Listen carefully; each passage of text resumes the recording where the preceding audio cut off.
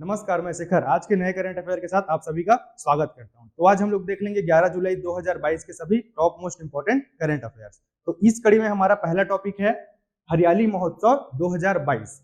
अब ये जो हरियाली महोत्सव 2022 है वो कब मनाया जा रहा है या कब मनाया जा चुका है? तो 8 जुलाई 2022 का डेट आप लोग याद रखिएगा। साथ ही ये भी याद रखिएगा कि किसके द्वारा यह आयोजन किया गया था। तो आप लोग क्या बताइएगा? पर्यावरण, वन और जलवायु परिवर्तन मंत्रालय जो है उसके द्वारा हरियाली महोत्सव का आयोजन किया गया था। ठीक है, और ये किसके अंतर्गत किया गया था? तो आप लोग ये आंसर करिएगा कि जो अभी अमृत महोत्सव चल रहा है तो उसके अंतर्गत ही यह हरियाली महोत्सव भी आयोजित की गई थी। कहां पर की गई थी? तो राष्ट्रीय राजधानी मतलब दिल्ली में। ये फैक्ट आप लोग 3-4 फैक्ट याद रखते चलिएगा। डेट याद रखना, साथ में कहां पे किसके द्वारा किया गया और कहां पर किया गया और किसके अंतर्गत किया गया। तो ये अमृत महोत्सव के अंतर्गत किया गया है। तो चलते हैं नेक्स्ट टॉपिक पे। हमारा नेक्स्ट टॉपिक है गूगल स्टार्टअप स्कूल इंडिया पहल। तो यह एक पहल है जिसको किसने स्टार्ट किया या किसके सहयोग से स्टार्ट किया गया? तो गूगल के द्वारा स्टार्ट किया गया। अब देख लेते हैं कि ये है क्या। तो जो ये गूगल स्टार्टअप स्कूल इंडिया पहल जो है वह जानकारी को एकत्रित करके, किसके बारे में? स्टार्टअप की जानकारी को एकत्रित करके एक पाठ्यक्रम के रूप में रूपांकित करने हेतु एक पहल है। इससे क्या होगा कि स्टार्टअप के बारे में लोगों को जानकारी मिलेगी, जिससे स्टार्टअप की संख्या बढ़ेगी, जिससे फायदा ही होगा इंडिया को। और इससे हमारा क्या होगा? अर्थव्यवस्था में भी सुधार आएगा, साथ ही नए आइडियाज और नए प्रकार के जो तरीके हैं वो उसका इजाद होगा और देश तरक्की करेगा। तो इसके अंतर्गत अभी एक सर्वे हुआ था जिसमें भारत का स्थान स्टार्टअप के मामले में तीसरे नंबर पे है। आप लोग यहाँ से मेन पॉइंट याद रखना कि भारत का जो स्थान है स्टार्टअप इकोसिस्टम के मामले में तो वो भारत तीसरे स्थान पर है। साथ में क्या याद रखोगे कि ये जो गूगल ने है वो क्या स्टार्ट किया? स्टार्टअप स्कूल इंडिया पहल स्टार्ट किया। इसको किस लिए स्टार्ट किया गया? तो ये पाठ्यक्रम में शामिल करने के लिए ही चलाया जा रहा है। ठीक है, इसके बाद आते हैं नेक्स्ट टॉपिक में। तो हमारा नेक्स्ट टॉपिक है रुपया मूल्य वर्ग के बॉन्ड या मसाला बॉन्ड। अच्छा, ये मसाला बॉन्ड होता क्या है?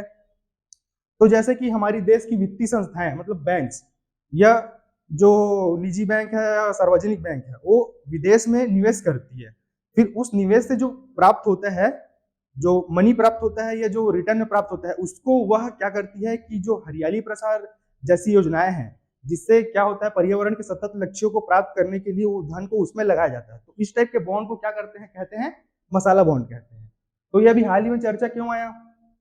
तो चर्चा में इसलिए आया क्योंकि हाल ही में जो आरबीआई है, भारतीय रिजर्व बैंक है, इन्होंने क्या सिफारिश किया? तो इन्होंने क्या सिफारिश किया कि सरकार को विदेशी बाजारों में जो मूल्य वर्ग के बॉन्ड है उसको बेचने के लिए किससे संपर्क स्थापित करना चाहिए? तो न्यू डेवलपमेंट बैंक से संपर्क स्थापित करना चाहिए। तो इन्होंने ही सिफारिश किया, आरबीआई ने सिफारिश किया न्यू डेवलपमेंट बैंक के साथ क्या करना चाहिए? संपर्क स्थापित करना चाहिए, ताकि ज्यादा से ज्यादा मसाला बॉन्ड का उपयोग सतत लक्ष्यों को प्राप्ति करने में किया जा सके। तो आप लोग बस यही याद रखिएगा और इसमें ज्यादा है नहीं कुछ। आगे चलते हैं छत्तीसगढ़ पेसा कानून। अच्छा, पेसा एक्ट, ये जो पेसा एक्ट है इसका फुल फॉर्म आप लोग याद रखिएगा, panchayat extension of schedule area. तो ये है क्या? अब ये जो एक्ट है वह कब अस्तित्व में है ये भी याद रख सकते हैं आप लोग। तो यह जो एक्ट है 1995 में भूरिया समिति ने इसकी सिफारिश की थी और लागू हुआ ये 1996 में। तो आप लोग मेन पॉइंट याद रखिएगा। अच्छा, और ये पेसा एक्ट जो है वो आदिवासी क्षेत्र से संबंधित है या अनुसूचित क्षेत्र से संबंधित है। वहां पर लोगों को जो आदिवासी लोग होते हैं उनको जल जमीन पर अधिकार तथा जंगल के वृक्षों और जलाऊ लकड़ियां का उपयोग करने तथा फलों का उपयोग करने का अधिकार देते हुए ये जो पेशा कानून है वह क्या करता है कि उनकी आजीविका में तो सुधार लाता ही है, साथ ही साथ वहां खुद के लिए उनकी स्वायत्त संस्था के रूप में उन्हें एक इकाई के रूप में स्थापित करता है। तो यह है पेशा कानून। ठीक है, साथ ही साथ आप लोग ये याद रखिएगा कि छत्तीसगढ़ में जो पंचायती राज है, पंचायती राज अधिनियम 73वें संविधान संशोधन के अंतर्गत लाया गया था। ठीक है, और 11वीं अनुसूची के अंतर्गत यह शामिल है। ठीक है, तो ये आप लोग याद रखिएगा। और जो हमारे छत्तीसगढ़ में त्रिस्तरीय पंचायती राज है वो उसकी सिफारिश किसने की थी? तो बलवंत राय मेहता समिति की सिफारिश को ही एक्सेप्ट किया गया था यहाँ। तो उन्हीं के कारण ये जो त्रिस्तरीय पंचायती राज है ना वो छत्तीसगढ़ में अभी चल रहा है। तो ये सब इंपॉर्टेंट पॉइंट 2-4 ही याद रखना आप लोग। एक पेशा का फुल फॉर्म याद रख लेना, किससे संबंधित है वो याद रख लेना, और साथ में ये कब आया, तो भुरिया समिति की सिफारिश पर 1996 में ये लागू हुआ था। नेक्स्ट चलते हैं, केरल में एंथ्रेक्स का प्रकोप। अब ये एंथ्रेक्स होता क्या है, तो एंथ्रेक्स जो है अभी हाल ही में केरल में बहुत सारे सुअरों की मृत्यु हुई, तो उसके बाद ये जो एंथ्रेक्स है, एंथ्रेक्स नामक जो प्रकोप है वो अस्तित्व में है। यह एक्चुअल है क्या, तो यह जो है बीजाणु से उत्पन्न होता है, यह एक संक्रामक रोग होता है। उसका नाम क्या रखा, तो बैसिलस एंथेरिसिस, ये नाम आप लोग याद रखिएगा। कहाँ पे आया ये अस्तित्व में, तो केरल का नाम याद रखिएगा, ठीक है। और इसका नाम क्या है, एंथ्रेक्स। यह एक संक्रामक रोग है जो जानवरों में होता है जनरली। यह विशेषकर सुअरों के मृत्यु के पश्चात एक संक्रामक बीमारी के रूप में उभर कर वहां पर सामने आया, इसीलिए यह अस्तित्व में आया। नेक्स्ट चलते हैं, हमारा नेक्स्ट टॉपिक है केमो फसल परीक्षण। अब एक केमो फसल परीक्षण है क्या, तो यह फसलों को बचाने की एक विधि है। हम लोग रासायनिक उर्वरक के कीटनाशकों का उपयोग करते हैं, तो उसके विकल्प के रूप में ही प्राकृतिक रूप से जो केमो फसल परीक्षण है उसका परीक्षण किया गया।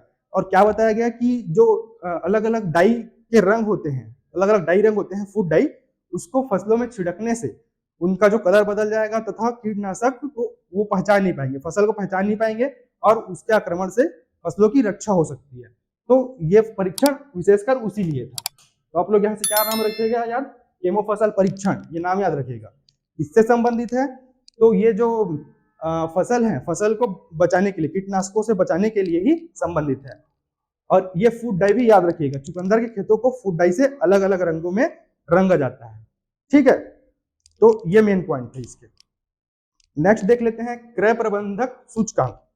अभी जो क्रय प्रबंधक सूचकांक है, यहाँ पर इंपॉर्टेंट बात ध्यान देने लायक बस यही है कि यह आरबीआई के द्वारा बताया जाता है, जारी किया जाता है, और ये किस क्षेत्र से संबंधित है, तो भारत के सेवा क्षेत्र से संबंधित है। अच्छा, सेवा क्षेत्र जो होता है वो तृतीय क्षेत्र के अंतर्गत आता है, तृतीय क्षेत्र के अंतर्गत आता है हमारे अर्थव्यवस्था में, ठीक है। और आप लोग ये भी बता सकते हैं कि जो प्राथमिक क्षेत्र, द्वितीय क्षेत्र और तृतीय क्षेत्र है, तो ये तीनों में से सबसे अधिक योगदान किसका होता है या भागीदारी किसका होता है, तो आप लोग बताएंगे कि सबसे ज्यादा योगदान सेवा क्षेत्र का होता है। सेवा क्षेत्र में वही सब आ जाते हैं, परिवहन, संचार, ये सब सेवा क्षेत्र के अंतर्गत आते हैं। बस इसमें और कुछ याद रखने की जरूरत नहीं है आपको।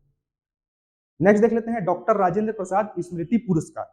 अच्छा, डॉक्टर राजेंद्र प्रसाद जो हैं वो हमारे भारत के पहले क्या थे, तो आप लोग याद रखिएगा कि भारत के पहले राष्ट्रपति थे, ठीक है। और साथ ही साथ ये याद रखिएगा कि जो डॉक्टर राजेंद्र प्रसाद स्मृति पुरस्कार है वो किस क्षेत्र में दिया जाएगा, तो ये दिया जाएगा अकादमिक उत्कृष्टता के क्षेत्र में, लोक प्रशासन में।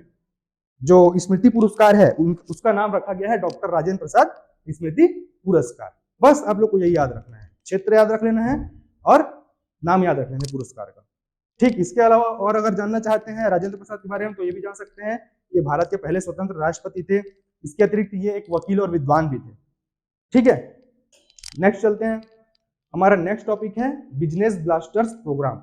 अब ये जो प्रोग्राम है वो किस लिए स्टार्ट किया गया, तो यह दिल्ली के सरकारी स्कूलों में एंटरप्रेन्योरशिप माइंडसेट पाठ्यक्रम के हिस्से के रूप में ये क्या स्टार्ट किया गया, जिससे क्या होगा, एंटरप्रेन्योरशिप माइंडसेट डेवलप होगा बच्चों के मन में, या इसके बारे में उन्हें जानकारी मिलेगी ताकि इस क्षेत्र में और आगे बढ़ा जा सके, नवाचार को आत्मसात किया जा सके या सम्मिलित किया जा सके। तो यह बिजनेस ब्लास्टर प्रोग्राम खास उसी के लिए है। तो यहाँ से क्या याद रखोगे आप लोग, ये कहाँ स्टार्ट किया गया, तो दिल्ली के सरकारी स्कूल में। किससे संबंधित है, तो एंटरप्रेन्योरशिप माइंडसेट पाठ्यक्रम के अंतर्गत यह शामिल है। बस और कुछ याद रखने की आपको जरूरत नहीं है। नेक्स्ट चलते हैं, Hurun India future unicorn index 2022। अच्छा, ये जो यूनिकॉर्न है, यूनिकॉर्न जो कंपनीज होती है उनको यूनिकॉर्न का दर्जा कब मिलता है, तब मिलता है जब उनका जो आय है वह $1 बिलियन को क्रॉस कर जाता है, तब यूनिकॉर्न का दर्जा किसी कंपनी को दिया जाता है।